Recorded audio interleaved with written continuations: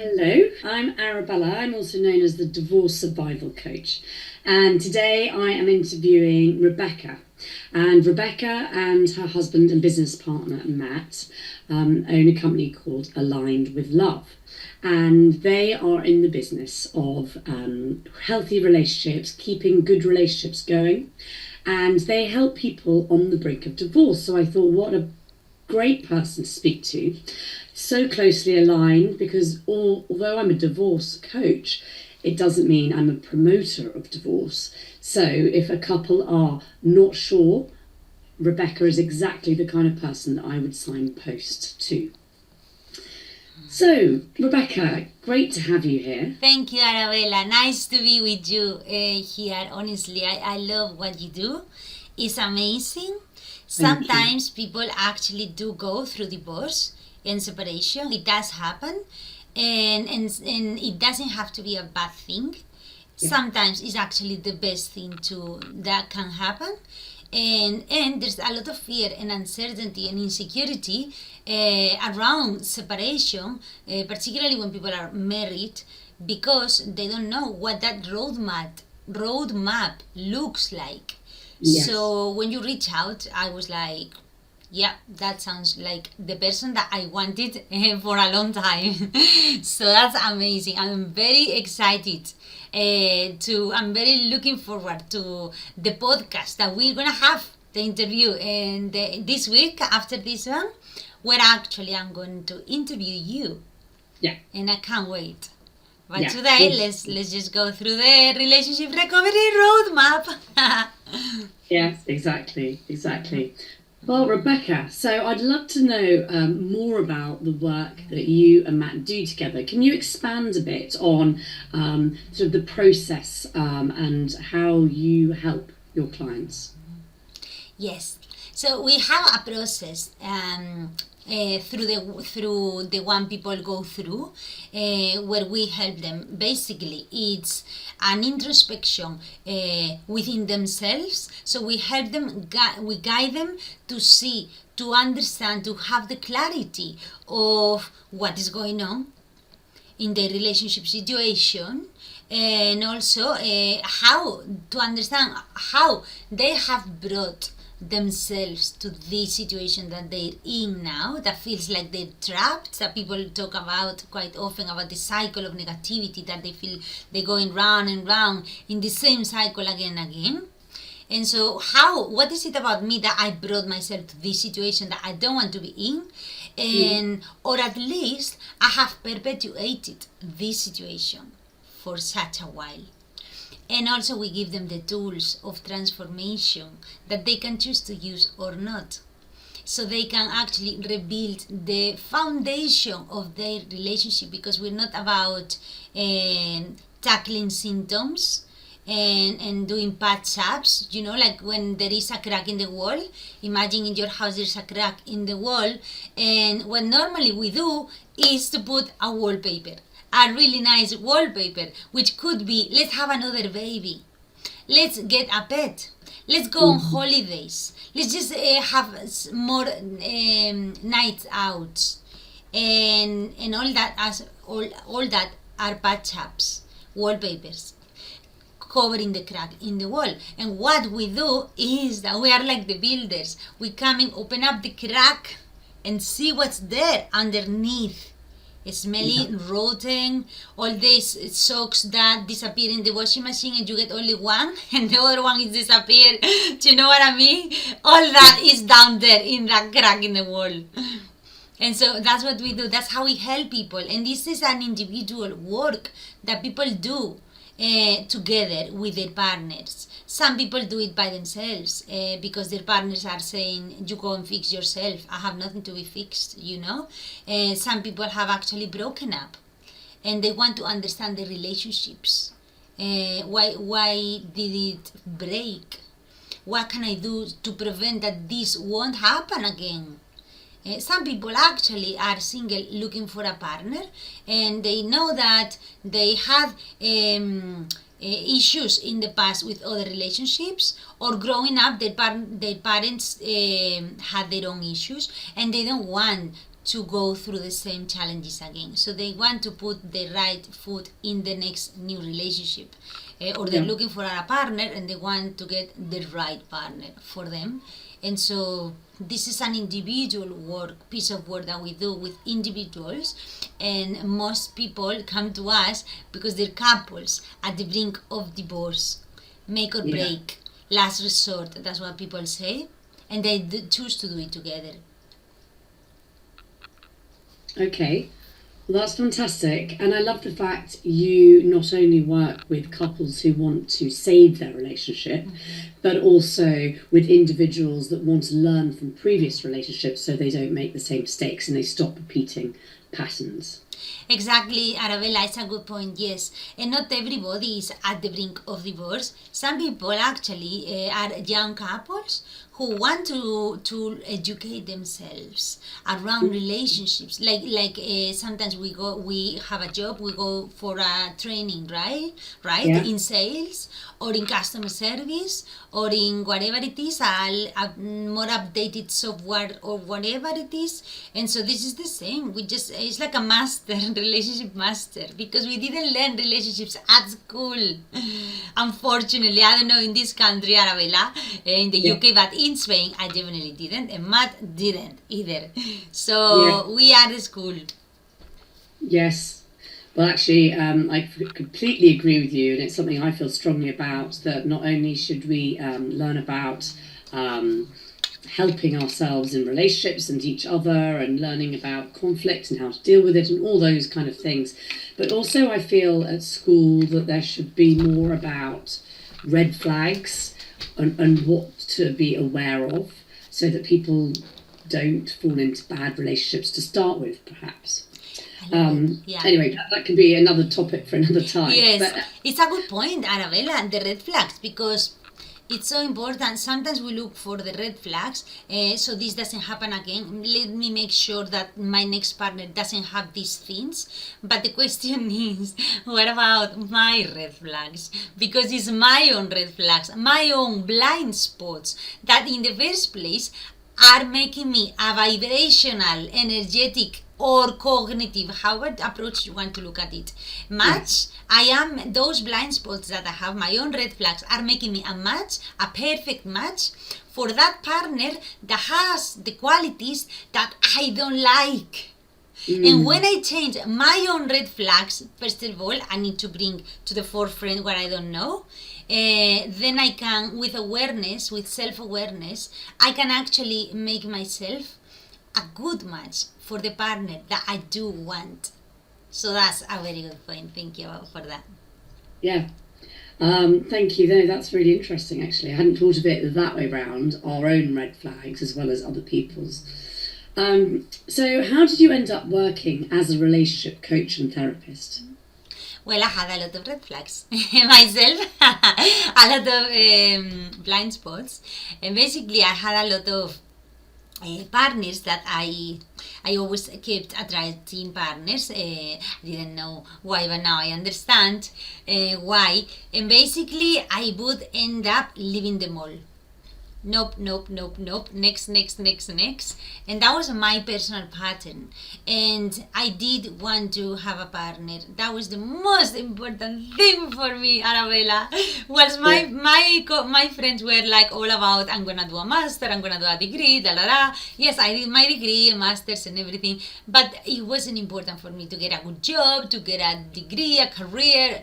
All I wanted was to have a partner and be happily ever married and create a lovely family. But I would never find it, and I never found it until, and I was a love addict, 100%, from one to the other one, and honestly, and sometimes just almost two at the same time, finishing one, get the other one. It was bad, and anyways, that was my pattern. So one day I stopped having partners from the age of 19 until the age of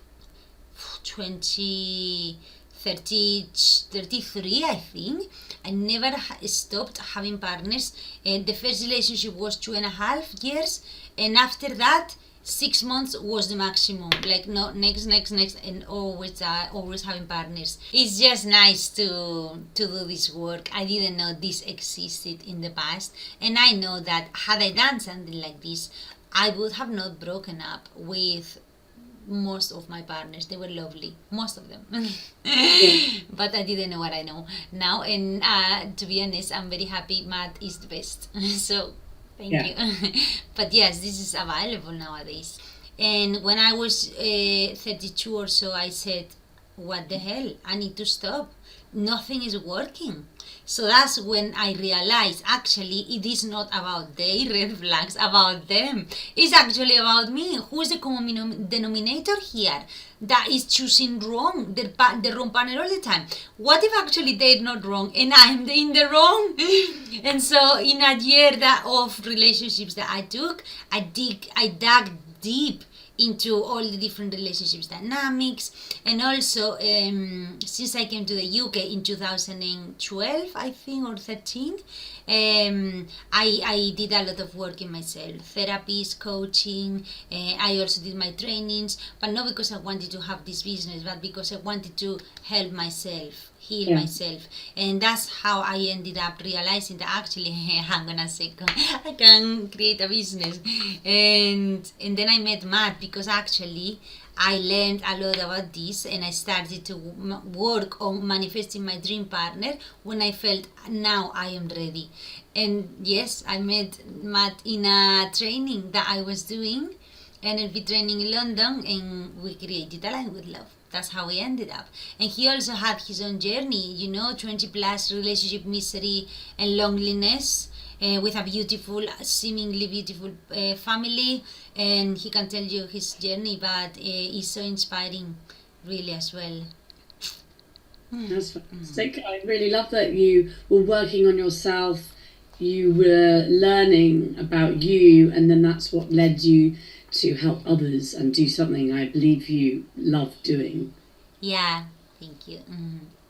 And actually, working with your husband, partner, how is that? Because you are working together all the time, you live together, and does that sometimes test your relationship? Yes. It's amazing. And the question of the year. Yes. Particularly at the beginning, we had a lot of challenges. Definitely working together, it can have a negative impact on our physical attraction.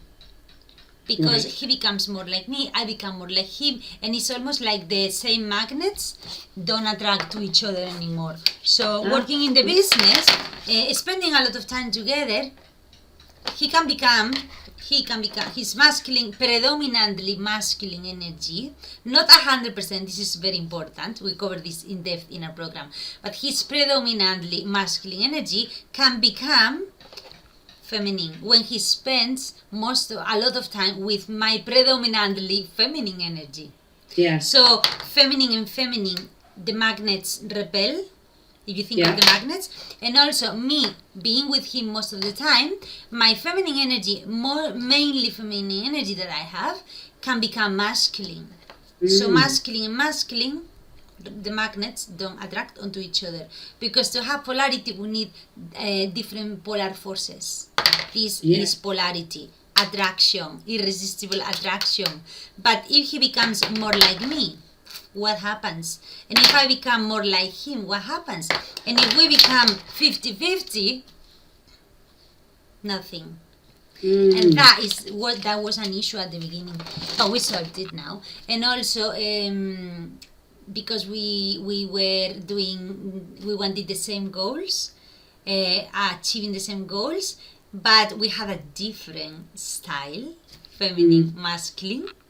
That's where we were butting heads as well, rather than embracing each other's styles. And that's another thing that we cover in our program, and that's definitely a big thing that couples go through. They don't understand each other, they don't hear each other, they don't know where each one is coming from. Different styles, feminine and masculine, have different values, and so if they are made wrong by each other, then they're not seeing each other and so the resentment kicks in, and that also kicks in the physical intimacy. Right. Okay. There's no emotional intimacy anymore. We don't feel heard, we don't feel seen. So who wants to have sex if we don't feel safe with our partners?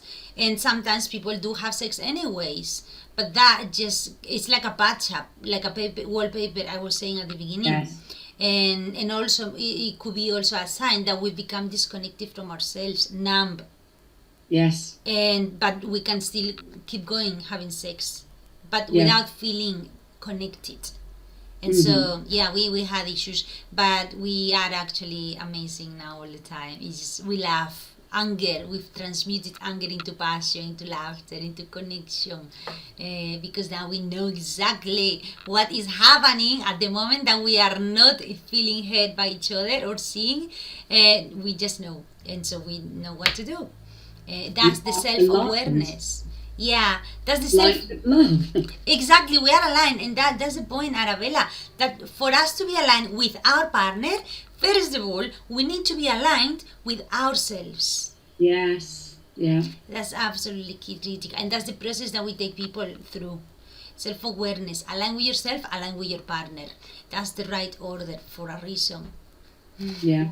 Oh, I love that. Well, when you were talking just now with the new demonstration of the 2 highlighter pens, and I love seeing things visually, so thank you for that.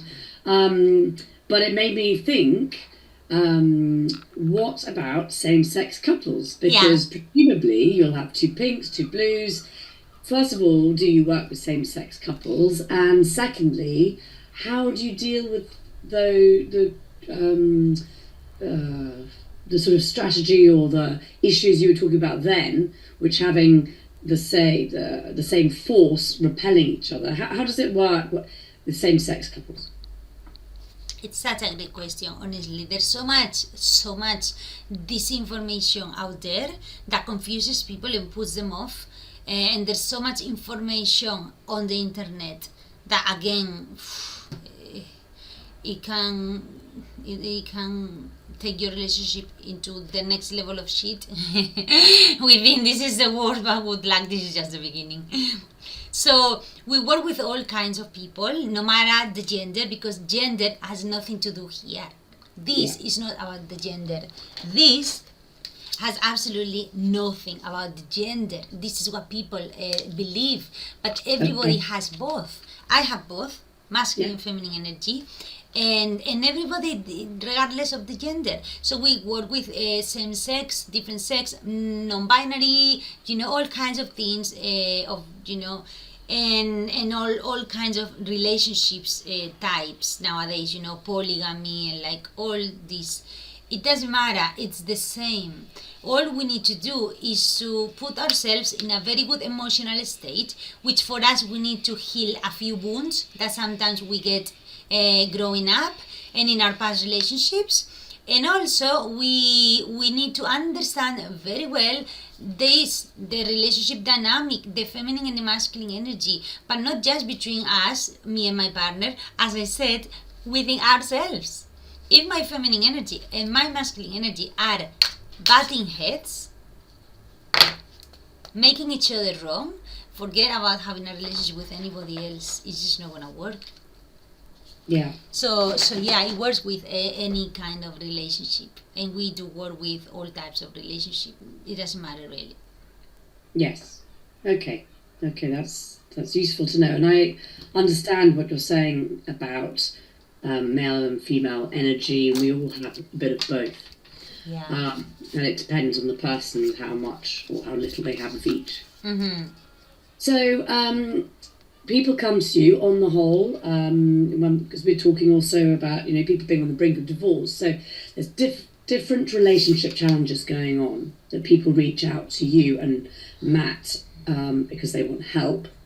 And I'm sure there are lots of different types. I'm thinking of, whether it's communication breakdown or insecurity, intimacy. There'll be lots more than you can fill me in on. But is there one sort of more dominant challenge that keeps coming up time and time again? And has that changed? You started, I believe, in 2018, your business. Has that changed across the years as time's moved on and maybe even technology's moved on? Maybe it hasn't changed. Maybe it's the same basic thing, whether it's infidelity or whether it's communication or attention span, I don't know. So kind of what are the different relationship challenges, first and foremost? And secondly, what would you say is the most dominant one that keeps coming up time and time again? Communication. For sure. Communication, because people don't understand, they don't feel heard by each other, they don't feel appreciated by each other, they don't feel seen by each other. People often say, I feel like I'm talking to a brick wall. What's the point? What's the point? People stop raising issues with their partners because what's the point? No matter what I say, you don't get it. You don't get it. This is classic. I'm just paraphrasing what people say. And I've also been there myself, big time. And that is exactly because of what I said. Because of the differences between the feminine and the masculine energy, not between men and women, but between the feminine and the masculine energy. And they don't understand each other. So communication breakdown is a huge one, and it makes total sense, because if we are not able to communicate things in a way that the other partner doesn't feel intimidated by us because of the way that we are communicating things, then the other partner is going to put the wall up. And why listening to us? If they don't feel safe, they feel intimidated. They feel that they're walking on eggshells. So they don't want to listen to us. And then we complain. You're not listening. Well, but how about me? How am I communicating this? Could I do it in a better way? We only see what is in front of us, but how about us? And that's our blind spot, our red flags, our own ones. So this is huge. And then there's also the lack of intimacy, and which could be emotional intimacy. I don't feel safe with you, so I cannot, again, it's all connected, I cannot tell you, raise the issues and the concerns, and then it builds.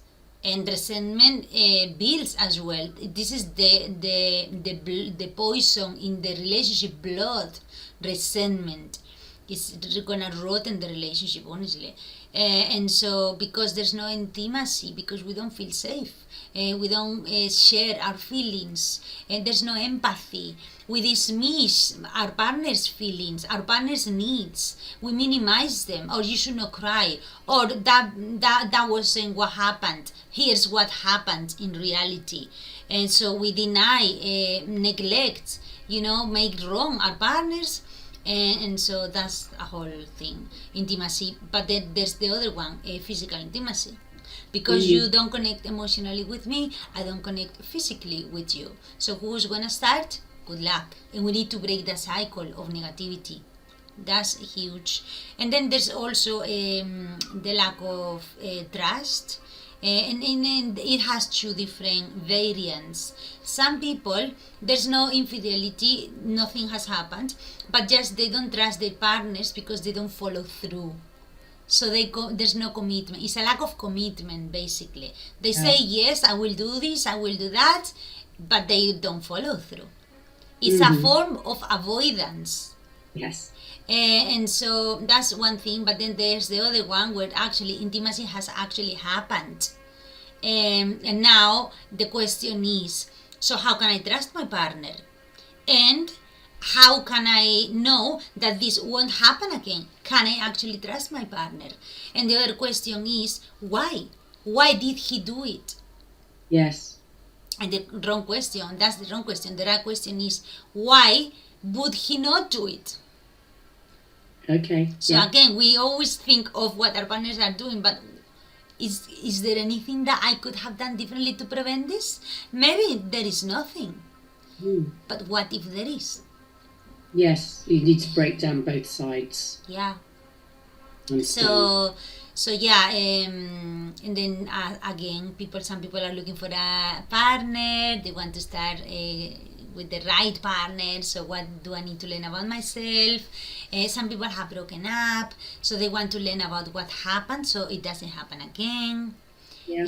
But the communication, I tell you, number one.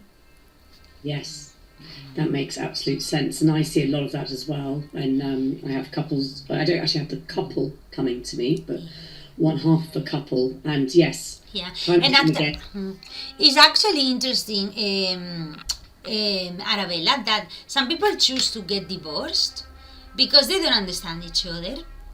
And in the process of divorce, well, you will tell me in our next podcast, but I'm sure that you know that it can look pretty dark, and it's actually because they haven't done their relationship work and their personal inner work. So sometimes it's not that they don't understand. There's no communication. The thing that is happening is that they don't want to understand. Because not only they have a conflict with their partners, they have inner conflicts. And because those have not been resolved, hence align with yourself before you get aligned with your partner, then you cannot align with your partner basically. So yeah, and that's why the divorce roadmap can be dark. When actually people do their work and they decide to separate amicably, it doesn't have to be it doesn't look that bad really. It's just a matter of practicalities. But it gets bad when they haven't gone through this process. So choosing to go for divorce doesn't stop people from doing this work because it will make it better and probably cheaper. Yes, absolutely. And with divorce, and you talked about amicably, and that is what I always want to be able to help them achieve, because when there's children involved, divorce is not the damaging thing, it's the conflict. I love what you said the other day, yes, when we spoke. I absolutely love this when you said that. I agree 100%. Yeah, and going along with communication, so when you're working with couples, so I'm assuming you talk about the 5 love languages. Do you talk about the 5 love? Yeah, it's quite important. Working them out for them if they haven't already, and different communication styles as well. You know, I'm guessing, because this is what I've learned in my coaching as well, that it's so much easier once you know more about why someone has their own communication style and where that came from. So a lot of it, I think, is growing up and watching their parents and people around them, how they dealt with things, and then you can come to the relationship with completely different ideas of how you should communicate, and then you clash massively. But I love the fact that you address that. Tell me more about how you address that and how that works out. So sometimes people say, oh, you just want to make money, but you don't want to spend time with me. And the other partner says, well, actually, I need to provide for the family. So I need to spend a lot of hours working to provide for the family. And that is the love that I'm giving you. But the love that the other partner, the way the other partner understands love is spending time together. Yeah. But the other partner is in the type of love of acts of service. Yes. Provide for the family. And so again, they're making each other wrong. Because the feminine energy likes connection, spending time together. Whereas the masculine energy likes provision, protection, acts of service, doing things for others. And I'm not saying women and men, I'm just saying feminine energy and masculine energy. That's why we need to rebalance our energies and look at them, and look at our needs, our values, and all those things, because we don't even know ourselves. How can we know our partners? How can our partners feel seen by us? Yes.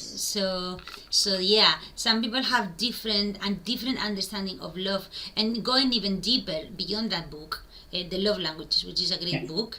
For some people, the meaning of love is to call their partners names, and that is the love for them. What love means, calling you names.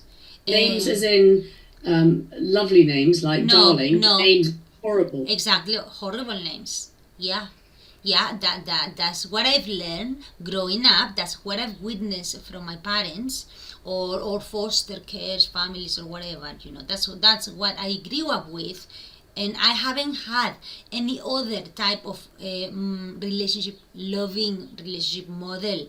So when it comes to relationship, I just repeat what I've done because it's in my unconscious mind. It's my unconscious blueprint. When it comes to relationship, I call my partner's names. Or when it comes to relationship, I cross boundaries. And if my partner says I don't want to have sex tonight, I will push it. I will nag it. Nag her or nag him, or I'm gonna have a tantrum, or I'm going to manipulate my partner with moody manipulator, or with confusion. Today I'm happy, tomorrow I'm not happy. So my partner, that's like destabilization technique. My partner then never knows where I'm gonna be at every day. So that's my love language, you know. And that's it. I don't know any other better, you know. And it's not that I'm a bad person. This is what I've learned. This is what I've become. I'm the product of how my upbringing. And it's not about blaming our partners or our caregivers or whoever that was. It's just about recognizing that it wasn't our fault. But now it's our responsibility. It wasn't our parents' fault either, because they had also their own issues. Yes. But it's like a transgenerational role where if we don't learn our lessons, our children will have to learn it on our behalf. And it's like that. And who's going to take charge? Because we're not taking charge for our partners. We're taking charge for ourselves. And if we have kids, for our children as well. To parent our inner little girl, our inner little boy that has the wounds. Our inner little girl is the one that doesn't feel heard, doesn't feel seen, doesn't feel appreciated, feels betrayed, feels this is unfair again. That is our little inner girl. We do this for her. We don't do it for our partners. Some people say, oh, why am I going to do this for this, horrible person? No, that's wrong. You don't do it for your partner. You don't do it for this relationship. You do it for yourself. And the impact that you have on yourself from doing this work is going to be is going to have an impact on the relationship and also on your partner, because you're going to show up differently. And yes, it can be scary, but also it can be exciting. Your partner will have to choose the new you. Yes. Maybe they don't like her, the new you. Maybe they actually like her even more.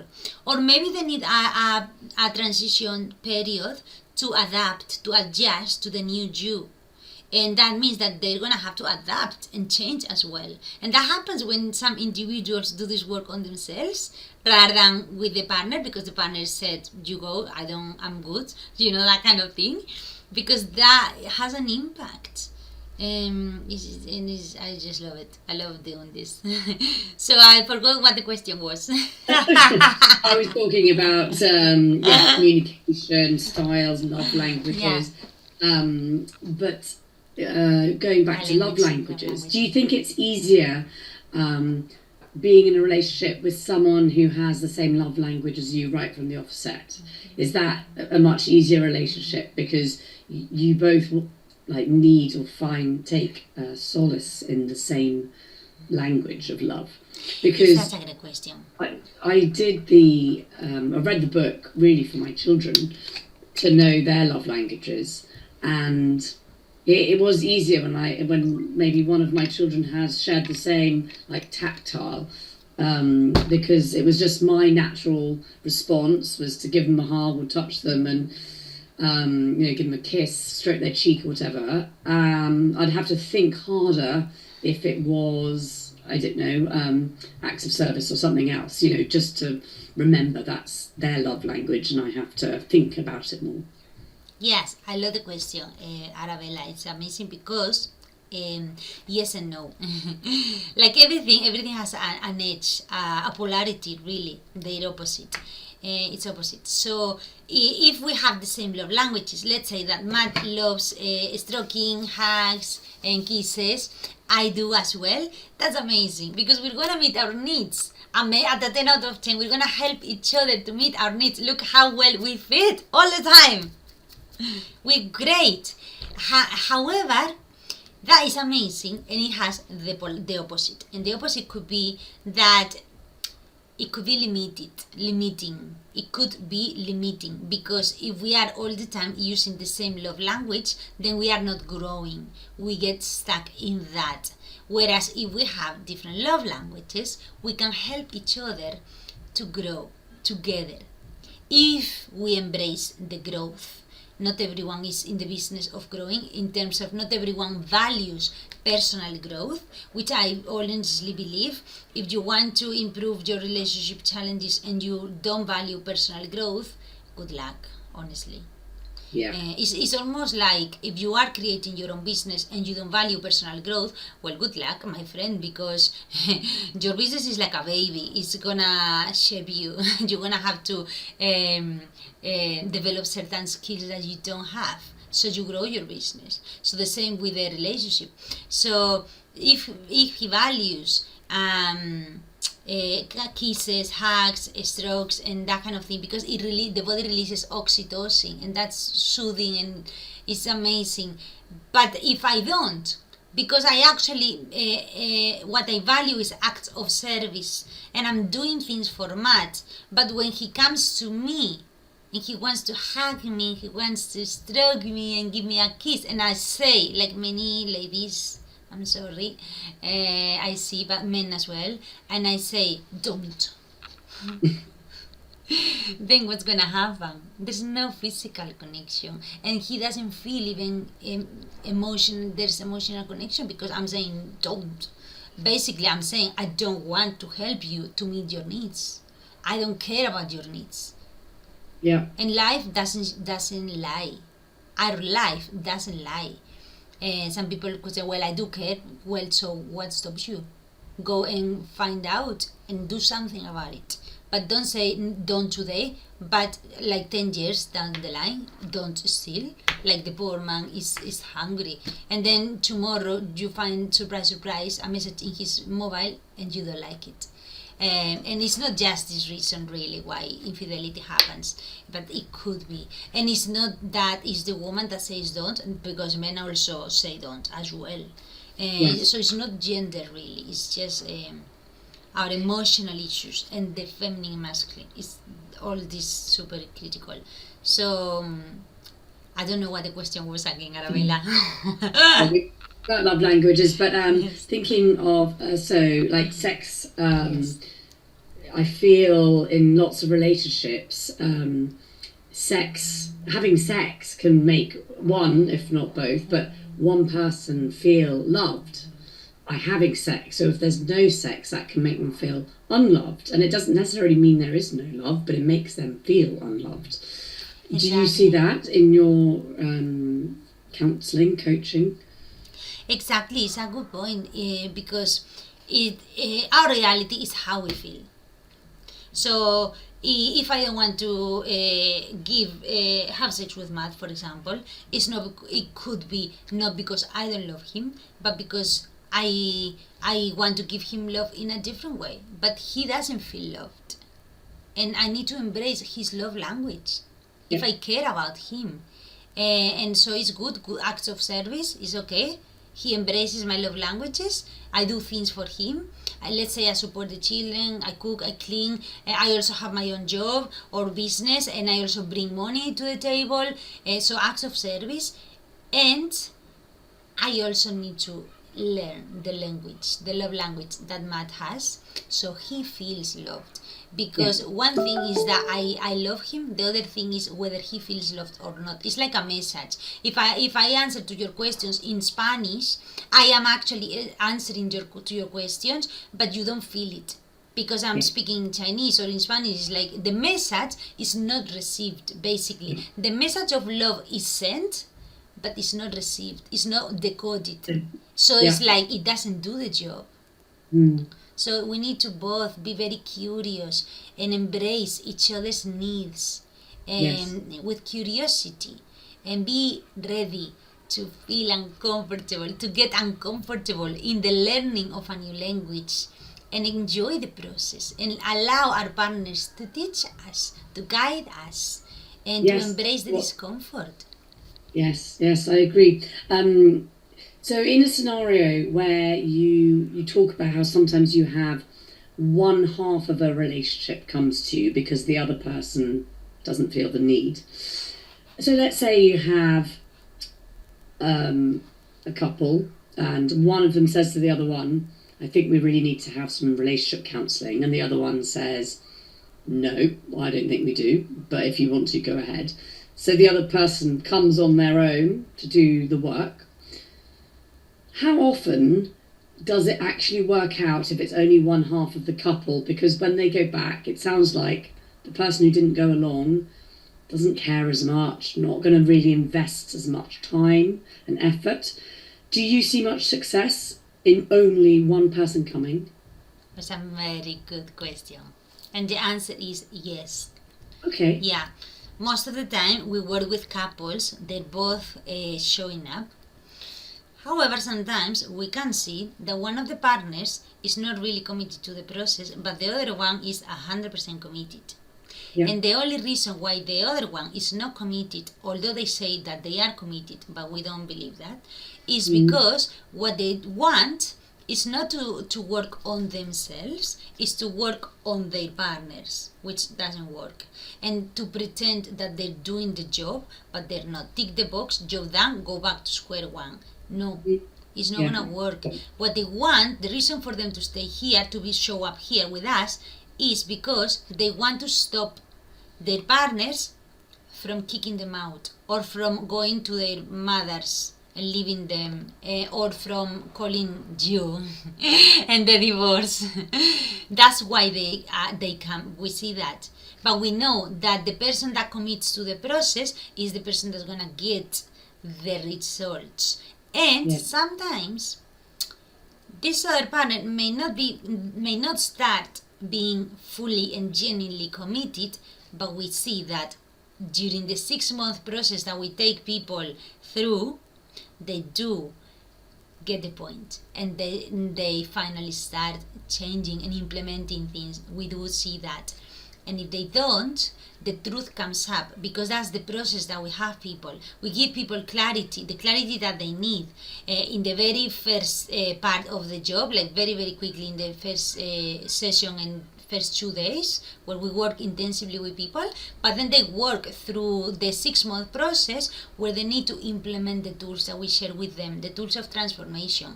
And now this is when you really see how committed they are. They are implementing, or even having therapy with us if they need it as well to keep implementing, or they don't.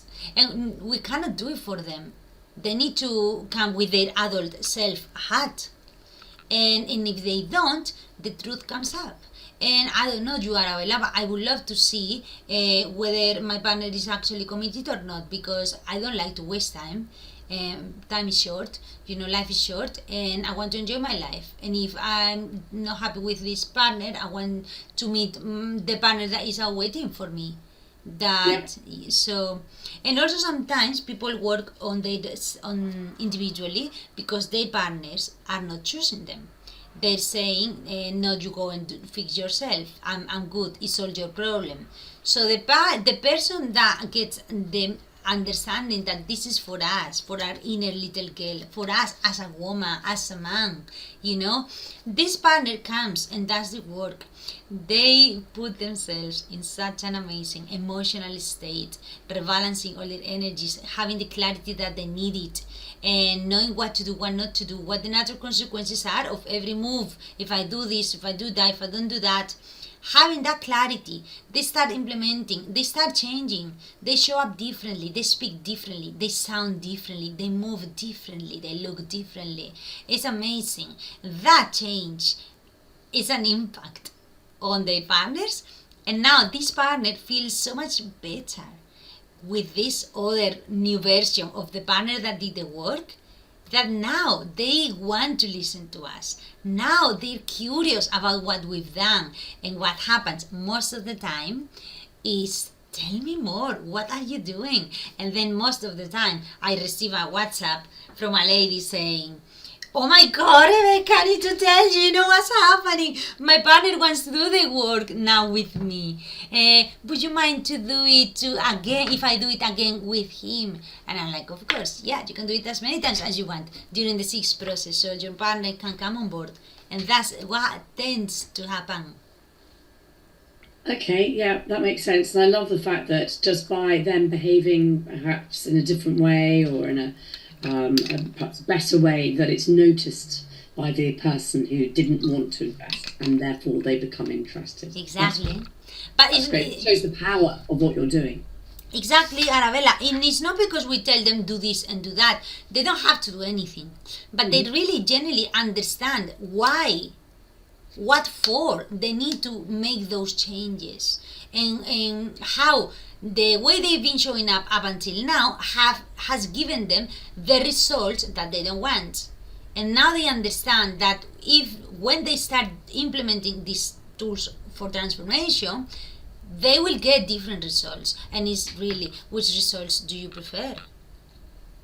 And so they choose to do it or they choose to not to do it. Either way, it's up to them. They're adults. We treat them as adults. Yes. No, exactly. Okay. Another question I have for you. So, what does the relationship recovery roadmap look like when people work with you and Matt? And within that, I think, but I might be wrong, do you do online and in person? Yeah. Individual and couples? So talk me through the relationship recovery roadmap. Yeah. To know more about that.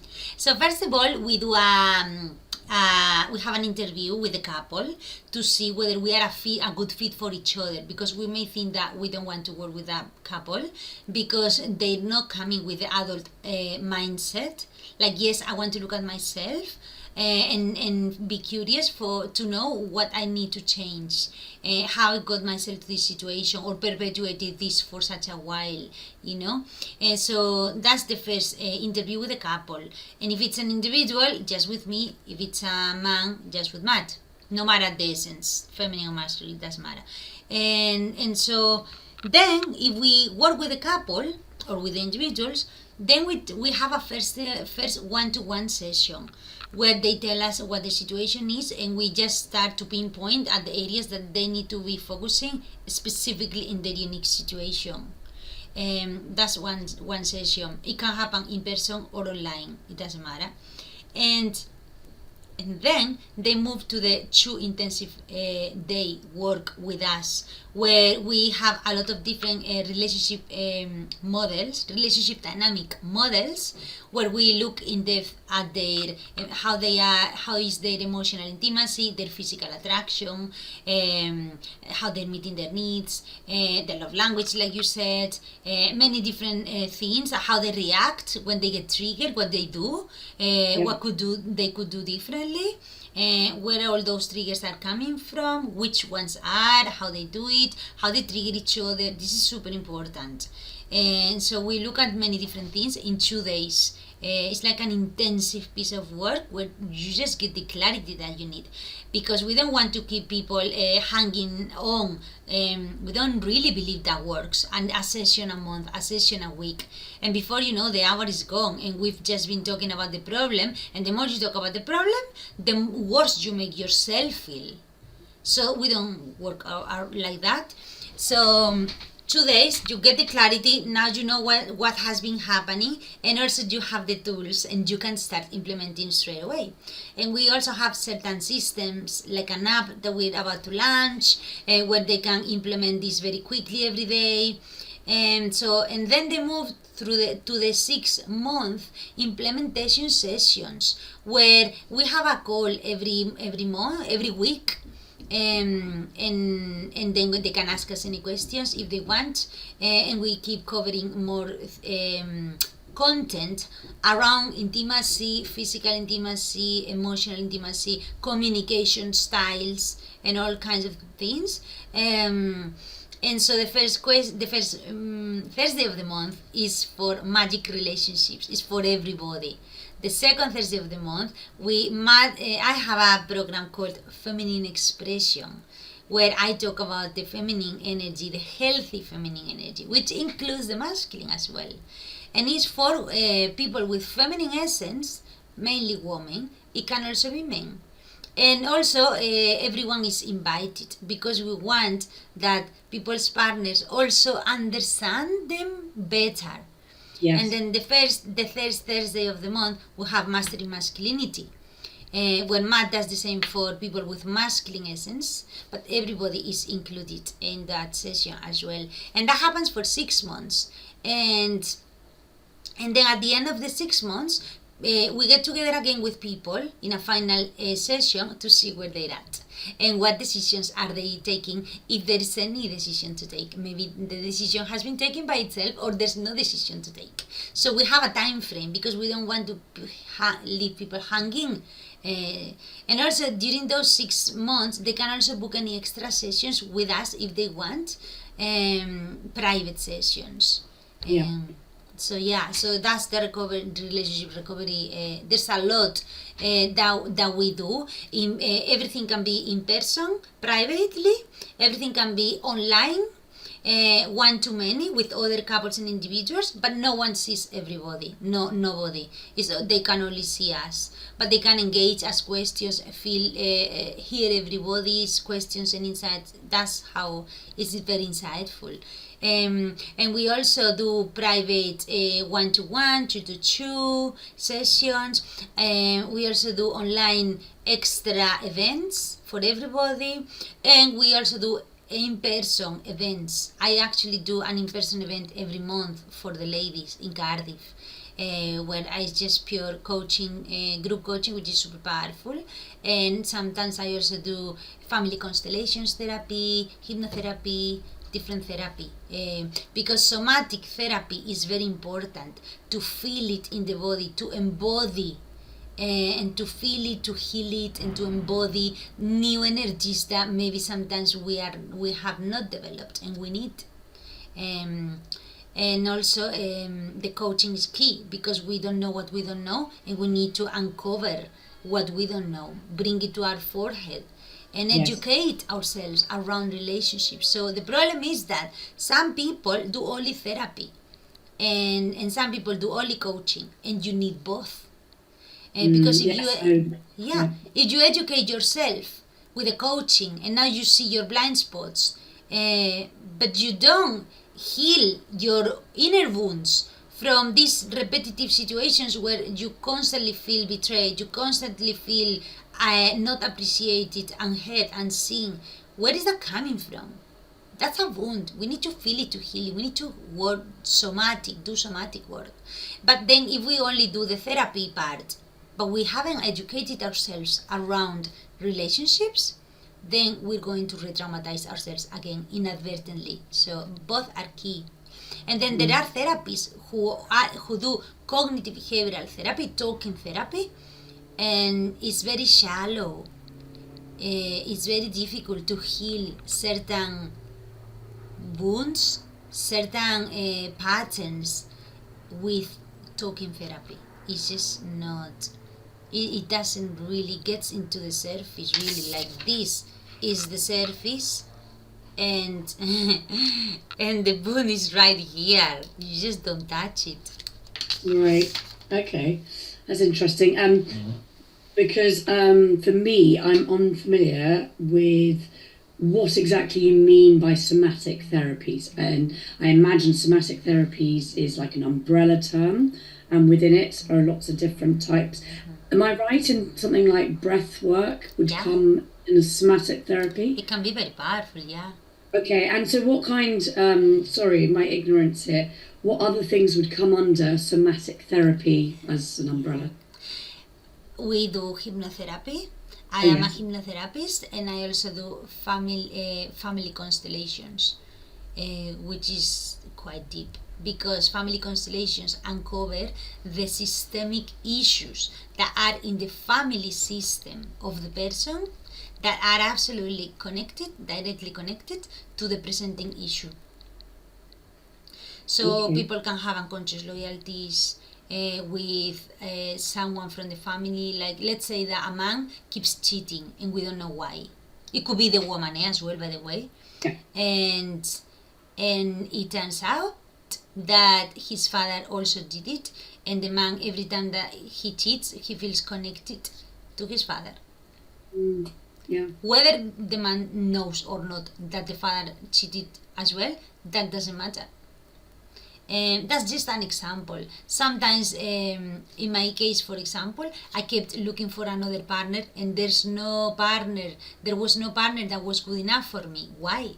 Because what I was doing unconsciously is to look for my twin that my mom must have lost when she was pregnant of me, and I never knew. I never knew. So I was just projecting that into a partner. Like I needed emotional crutches. I was missing someone, and that could also explain why I was sleeping with a doll for years, like up until 30 plus long, all my life. Why? Because that was like the invisible imprint of my brother here with me. We are one completed.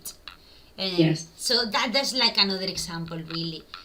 Some people having grieved for the loss of miscarriage, a child, or and we carry all this pain, heavy baggage with us, and we bring it to the relationship. And it's about dropping baggage, feeling lighter. Yeah. And you talk about talking therapies, and you talked about CBT is a talking therapy. What other things would come under talking therapy? Well, I'm not an expert in talking therapy, so I don't want to go deeper into that. But coaching could be perceived as talking therapy. But actually, it can be quite powerful, because when you get to see with the power of asking the right question, so people get the right answer, not that we give them the answer, but they realize what the answer is, we just guide them. When we get to know what was holding us back, that can be like painful.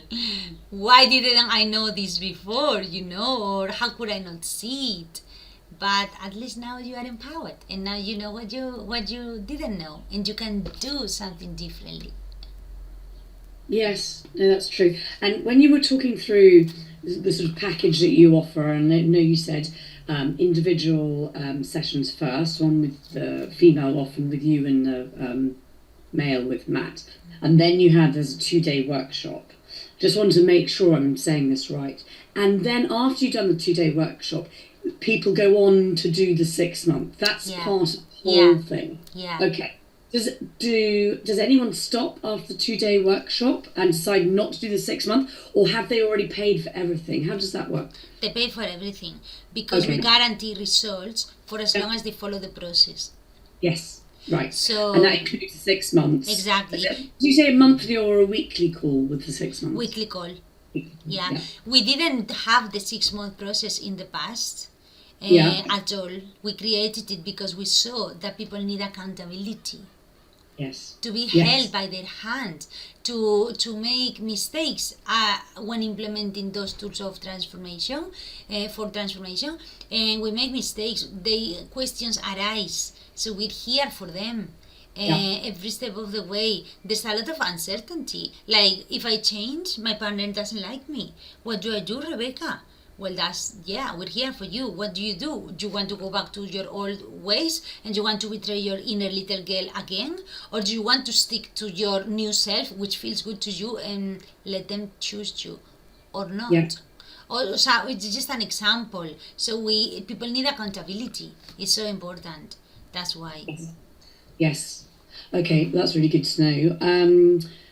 So you talked about, I think I saw on your website, you talked about guaranteed results. You also talk about success when it comes to your clients. So what does success look like to you in terms of your clients? And on another sort of tangent, I suppose, I'm interested because of my own business.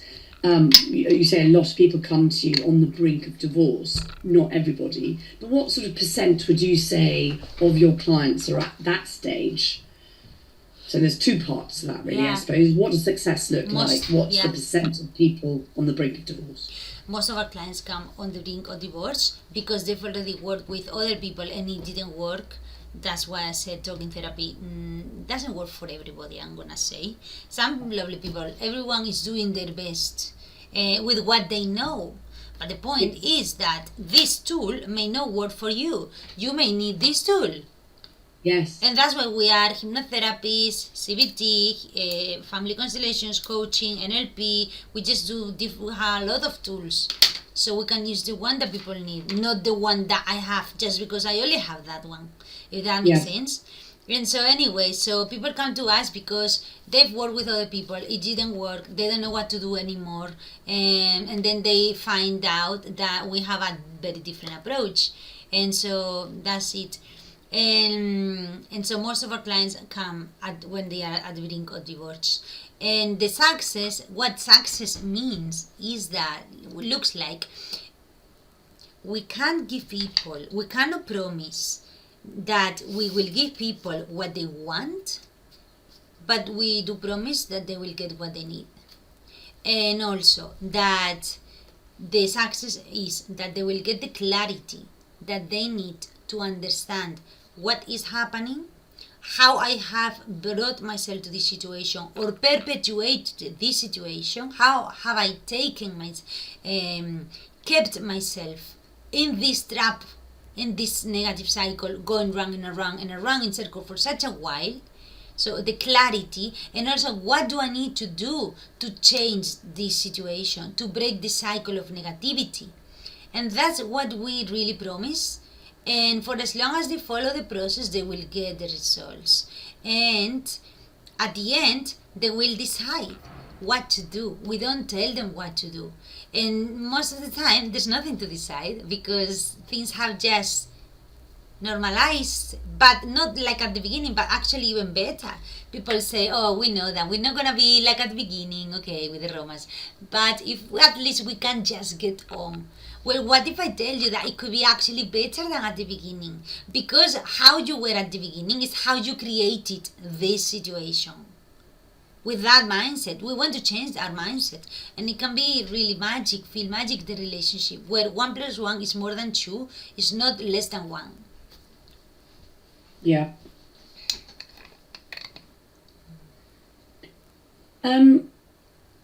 You talk about guaranteeing results. I saw that on your website. What does that exactly mean when you and Matt say that? That for as long as people follow the process, they will get the result. If they don't get the result and they did follow the process every step, then we're happy to give the money back, because we just want people to get the results, really, to be happy, to have the clarity, the understanding, and the tools, and implement them because they want to. Yes, that sounds completely fair, and you're right. You can't think that you'll get the results you're looking for unless you completely follow the program, complete the process. I completely agree with that. The other question I had, you talked about tools of transformation. I wonder if you would mind sharing one of your tools. I'd just be interested to know maybe one tool that you share with people that seems to work in a certain situation. Yeah, one that comes to my mind is boundaries. And I'll tell you this one because when people come to us, what some people want us to do is to change their partners, is to work on their partners. But what we tell them from the start is that this is all about us as individuals. It's all about looking at ourselves, our blind spots, our red flags. What is it that we're doing, how we're doing it, that we're not doing and we could be doing, that has actually co-created this experience with our partners. And why? Because the boundaries. Because we cannot change our partners. There's so many reasons why our partners are showing up in the way that they're showing up. Let's say that my partner is drinking, and my partner has an addiction of drinking. And I just ask Rebecca, like people ask me, but Rebecca, why is my partner drinking all the time? Why does he keep lying to me saying that he's not gonna go to the pub anymore? But then when I come back from work at night, I find him dead on the floor and the kids are looking at him. What the hell? Why does he keep doing that to me? Well, I'm asking her, saying, do you really think that he's doing that to you? Like, how about doing it to himself? Who is in the first place smashing his liver or whatever, the health? How about his job? Who's gonna lose his job if he continues drinking that way? Who is actually spending all the money, his money, in drinking? Like, you can't change your partner. You can only work on yourself. There's only one person that you can work on, and that's on yourself. And that's the boundaries. We go really deep into boundaries because that is super connected to the self-esteem, our self-esteem. For as long, this is the nugget to your question, for as long as we keep focusing on our partners, we are giving our power to our partners. Yes. Because how am I making myself feel every single time that my focus of attention goes towards my partner? What he's doing, what he's not doing, what he should be doing, what he should not do, how he talks to me, what he should not tell me. And every time that I focus on my partner, I'm just giving him my power of how I want to feel. Whereas if I focus on myself, then I can ask myself a different questions, which is more empowering than, Rebecca, why does he keep doing this to me? Because to me, it sounds like a victim. He's doing this to me, like I'm powerless and I can't change him. Surprise, surprise, you're correct, you can't change him. But a different question, more empowering, is, what can I do with what I have, within what I can control? Yeah. That is where power resides. When we keep our resources, when we focus on our scope of competence, and that's boundaries. And when I have my boundaries, when I don't focus on what he's doing or what she's doing, but when I focus on what I could do, it's a choice. What I could do with what I have, within what I can control, then I make myself feel so much more empowered. And that's self-esteem. Because if I feel disempowered, powerless, like a victim, then I'm hopeless, I'm helpless. But if I focus on what I can control, suddenly I feel empowered because I can do something.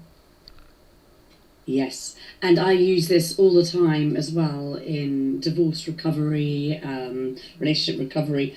There's a lot of people who have split up with their ex and they keep on saying, how can I make them feel this? How can I make them do that? And it's all about controlling what you can control, which is yourself. And you can't control their actions, but you need to focus on yourself, because otherwise you're giving power to the partner, except the ex-partner. But yes, exactly the same. I love that. Thank you. Also, do you cover, I imagine you do, attachment styles? Yeah. Different attachment styles. I mean, that must be quite a core thing. Yeah, because it's a basics, really. Yeah. How we grow up, that's it. That determines whether we are aligned with fear or whether we are aligned with love. And when we are aligned with fear, we are in a state of insecurity, anxiety, depression, and disconnected from ourselves. People say, I don't know the person that I am, that I have become. I don't like the person who I have become. I don't know who I am anymore. And because we are in a state of aligned with fear, we can be more aggressive, more repressed, resentment, walking on eggshells. All of a sudden, I explode and I go from passive to aggressive. We have different techniques to survival strategies. Like we can become manipulators with our moody, with our controlling behaviors, like you said, and we can also be quite direct and upfront and uncompromised and challenging. It's just all fear, really. And sometimes assertiveness can be a disguise of aggressiveness because of the fear. We are aligned with fear. And they call it assertive, but it's aggressive. Yes. Okay, no, I see that. That's so interesting.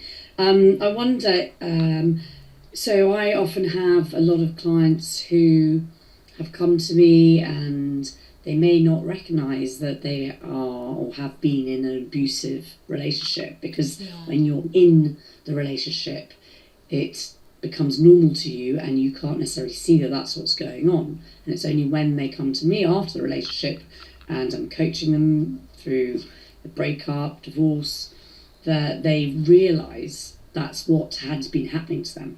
So my question to you is, what happens if you spot, you have a couple you're coaching, or maybe you're not coaching them, just thinking, you said at the beginning that sometimes you meet a couple and you decide it's not in the best interest that you work with them. So maybe it's at this point, I'm not sure. What happens if you spot signs of coercive and controlling behaviour, an abusive style relationship with these couples? Do you have your own boundaries? Do you think, first of all, maybe you stop working with them, or you decide not to work with them, or do you feel you need to make the recipient, the person receiving that abuse, aware of what's going on, because they might not know what's going on, like some of my clients? Yeah, it's a very good question. This comes to codependency, working with codependency, clients who have these dynamics that you're mentioning. So we have our own criteria, and we work with everyone who is open to look at themselves, to see whether there is something about them that they could do differently, so they can change the relationship dynamic in whichever way. We're not going to tell them stay or break up. We're not going to tell them that. They will see it by themselves as we guide them through the process. That's the thing, the magic of this. And also whether they actually want to implement the tools that we actually share with that, because otherwise change is not going to happen. Change can happen just by realizing. It can go really deep, realizing what you didn't know.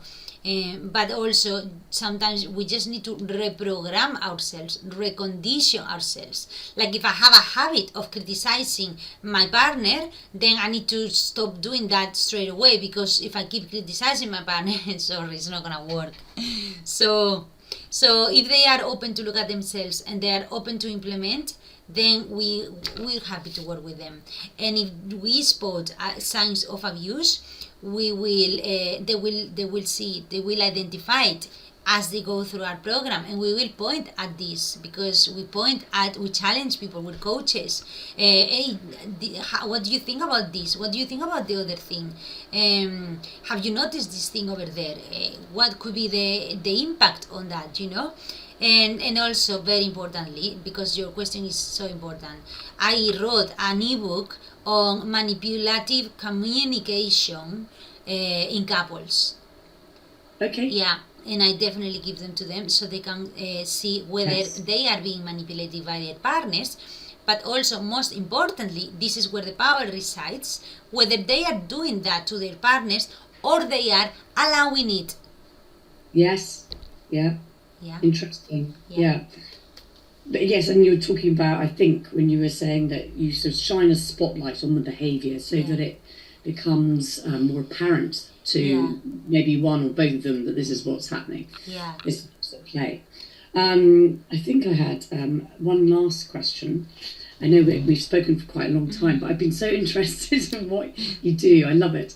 I know you said on the brink of divorce, people often come to you. So what I'm saying really is, at what stage would you say is the right time that people should come to you? I would imagine it would be better not to come on the brink of divorce, that it would be better to come to you earlier on so you're not at that point. Exactly. Honestly, yesterday. That's my answer. Yes. Yesterday, ayer. Because you can really, it's like in medicine, you can do your workouts every day or very regularly, you can drink your 2 liters of water every day and eat healthily, whatever that looks for you, and all that kind of thing, and prevent your body from getting ill. Or you can choose to eat crap, never drinking water, don't move, and all that kind of thing. And one day you go to the doctor and you expect that a pill is going to resolve everything. And they're going to do things for you.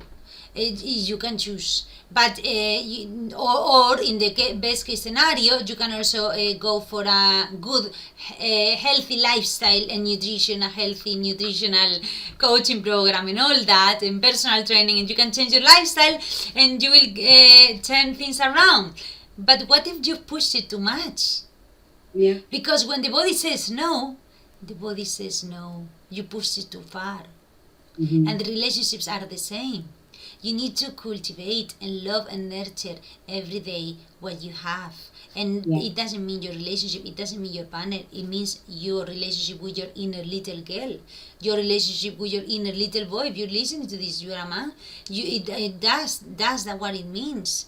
What does that matter? What is it, the things that matter to me, the values, my feelings? Am I loyal to myself? Am I sabotaging myself, my inner little girl's needs? And am I helping my partner to help his inner little boy or girl meet their needs as well? How am I doing? So I don't know why I'm saying this. I love talking with you. I will about this. I got lost again. But yes. So it can be late sometimes for some people, and they just they've had enough.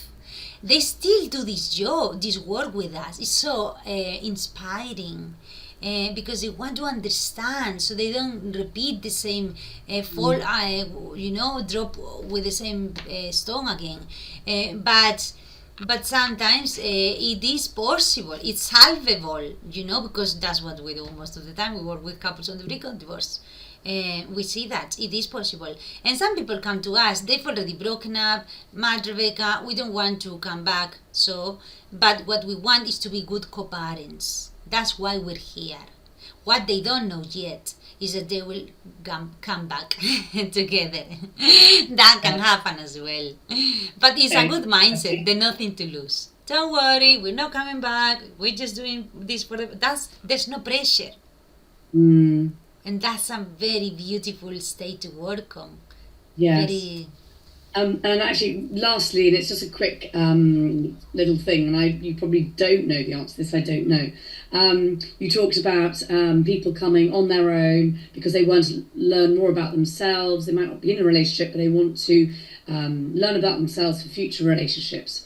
So I was wondering, are there many, if any, people that have come to you to do this and then have gone on with the clarity and the knowledge from coaching and counselling with you? Have they gone on to meet their dream partner and get married and live happily ever after? Do you have those stats? Well, yeah, I do, because I remember different situations. There was a lady where her husband had cheated on her, and she was super lovely, mature. You know what, Rebecca, I don't hold grudges. I wish him the best. I hope that woman behaves with my children. Blah, blah, blah. I left the family house. I got my children, but we're going to share, the children. And she did her own work with me, one-to-one, privately. And then a few years later, we did a Latin dance event with all our couples. And she was there with her lovely new partner. And also her new house, her new job. It was really inspiring. And she's come to my in-person events a few times. And I'm so happy when she comes, because she inspires the current clients who can't believe that there is light at the end of the tunnel. That's an example, yeah. And then there's other examples where a lady was wanting to put herself in a very good state, learn from her past relationships. She was single, and then she started to date, and she started to tell me all about the red flags that she was seeing, the potential prospect in such a different light. And now she was like, nope. Yes, maybe. And also catching herself from doing things that actually, I need to stop doing that. Yeah, I can see what I'm doing now, not this way. Yes, this other way. And that is so exciting and fun. Conscious dating, that's powerful. Rather than just blindly dating. And good luck. Good luck. Yeah. Oh, I love what you do. It's so powerful and life-changing. It is, and I tell you again, for everyone to remember, this work is for our inner little girl, our Yes. inner little boy. We owe it to them. They've suffered in the past. It wasn't their fault, but now it's our responsibility. We're parenting her, parenting him, or them, non-binary. We're parenting them, and we can do it. And that's the work of align with yourself. When you are aligned with yourself, you can be a match for a partner who is aligned with them. When Yes. we are misaligned with ourselves, we're just gonna be a match for another partner who is misaligned with them, with themselves. And good luck, it's a shit show. Yeah, it's wonderful. And where's best to follow you on social media? Instagram, Facebook, you got TikTok. But People can come to our website, www.alignedwithlove.net, and in the Yeah. homepage we have a link to score your relationship, where you can see where it's free. It's a resource for people where they can see where in the different areas of the relationship where they need to focus on most, and the ones that are not working very well at the moment. So that's a very, very good resource. Then we are in Instagram, Matt and Rebecca at Aligned with Love, just literally how it sounds, with every vowel and every consonant. And we're also in Facebook, LinkedIn, TikTok.